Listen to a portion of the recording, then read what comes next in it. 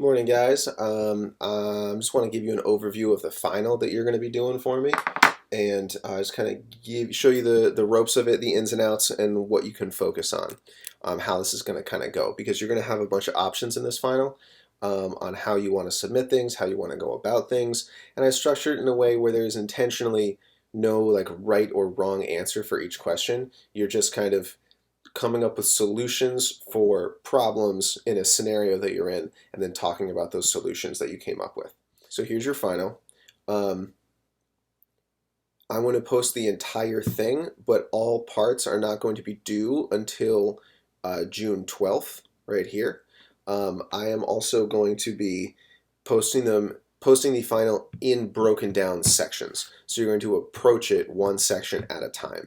For each section, you have three options. You can write a written report, you can do a presentation like in Google Slides, or you can make a video message. And I'm going to come back to these in a second. Each section of the final is you're given a scenario, and the scenario is based on something that we have covered in the second half of the year. So what you're going to do is you're going to be given a situation that you need to solve as if you are an engineer, as if you're a chemical engineer working in this scenario. So you're going to have to do some analysis, you're going to have to do some calculation, and then you're going to have to come up with a solution. You'll notice there's nowhere on this section for you to type in answers. So you are going to create your own documents in Google Drive that you will then submit for credit. Like for this first scenario, you are working in a situation that we have talked about a lot before. When we have a chemical reaction happening, it's endothermic or exothermic, and the amount of energy that's being released, whether it is spontaneous, whether it's non-spontaneous. So because that we're posting these, you're going to have about 3 weeks to do them. I'm going to be hosting office hours, and we can come and talk about these things. You can go back to your old notes. You can look at the old assignments that I've posted, all of that kind of thing. So let's talk a little bit about what it means. So for the written component, you're just going to go new, and then you can open up a Google Doc, or you can open up a Google Slides for either the written component or or doing a presentation. I included an example of a good written response here. It's about 300 words. You really don't want to be under that 200 to 300 word range, because you're not going to be able to address all of the question, like it thoroughly address the question and content. A presentation might look something like this. You'll notice that the first slide here is just the second slide is the example scenario, and then this third slide is just kind of an overview. So my actual presentation, my example presentation, is really only slides 4 through 8. So let's take a peek. Our first scenario given, this is not on your final. This is an example that I pulled from an earlier assignment. So we're making ammonia, and it gives you the background on what ammonia is, why we need it, and here it gives you the reaction for the production of ammonia. You might recognize this from your test. And then how could you shift this equilibrium to the right towards the products in order to increase the production of ammonia? This is what the whole part boils down to. So just because it boils down to a simple question doesn't mean that you can't have a really thorough response. So in my presentation, it's going to be about 5 slides. So like an intro, 3 body slides explaining your idea, and in conclusion. That is a pretty good format. If you have more slides than that, that's okay, but you probably don't want less slides than that.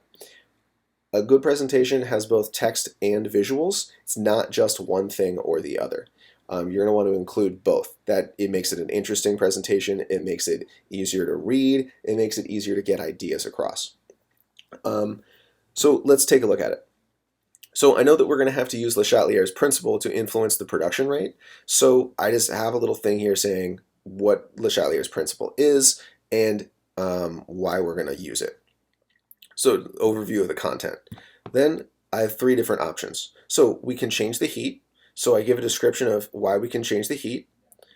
I talk about pressure and a thorough description of how we can change the pressure to get the effect that we want.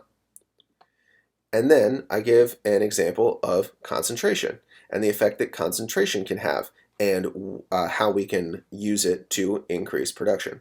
So I gave 3 options in these slides. And then my last slide is like my conclusion. It's my final recommendation. We have these 3 options, but let's go with this one and why. If we go back to the written example, here's our scenario right here. And then here's my written response. I basically do the same thing. I introduce the fact that we're going to flex Le Chatelier's principle to influence this scenario. I talk about the effect that heat would have. I talk about the effect that pressure would have. I talk about the effect that concentration would have. And then I give my recommendation at the end. The structure is still the same. Notice I didn't use any visuals. The thing with doing written is that you have to be really, really thorough with your vocabulary, with your explanations. Because if you're not, you're going to leave things out, things are going to be unclear, and the quality of your response will suffer. So if you shortchange yourself on the writing, it's going to be really hard to get those quality points back. Lastly, a video, I'm looking for something like this.